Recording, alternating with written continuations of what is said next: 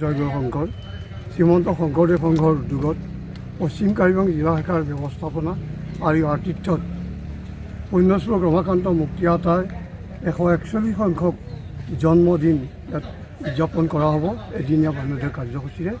আৰু সেই উপলক্ষে আমি ভকত বৈষ্ণৱ সমস্তই আজি এই তৰাৰবী মিনি ষ্টেডিয়াম ক্ষেত্ৰ প্ৰেক্ষাগৃহৰ প্ৰাংগণত আমি আমাৰ দিনটোৰ যিখিনি প্ৰস্তুতি বা অহাকালি হ'ব লগা যি জন্মদিন উদযাপনৰ কাৰণে যিখিনি প্ৰস্তুতি সেই প্ৰস্তুতিৰ কাৰণে আমি কাম কৰি আছোঁ।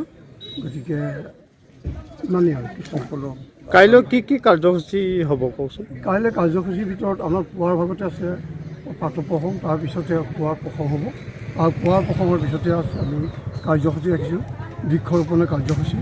আৰু বৃক্ষৰোপণৰ কাৰ্যসূচীৰ পিছতেই আমাৰ এই তৰাৰবী ক্ষুদ্ৰ ক্ৰীড়াংগন প্ৰেক্ষাগৃহত এখন মুকলি সভা অনুষ্ঠিত হ'ব। গতিকে আমাৰ মুকলি সভাৰ পিছতে আমাৰ সন্ধ্যা 5 বজাৰ লগে লগে ধৰ্মধ্বজা অৱনমন আৰু এইখিনি আমাৰ কাৰ্যসূচী হ'ব।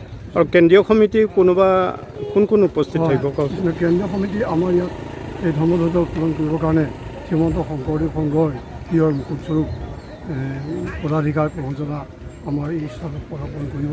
লগতে তেখেতৰ লগত শংকৰদেৱ প্ৰধান সম্পাদক কুশল ঠাকুৰীয়া প্ৰভুজনা আৰু কেন্দ্ৰীয় শ্ৰীমন্ত শংকৰদেৱ সংঘৰ মুখ্য উপদেষ্টা লগতে আৰু উপ পদাধিকাৰ অনুগ্ৰহ কৰি শ্ৰীমন্ত শংকৰদেৱ সংঘৰ কাৰ্যনিৰ্বাহকৰ ভালেসংখ্যক বাওঁপাই এই অনুষ্ঠানত সমবেত হ'ব।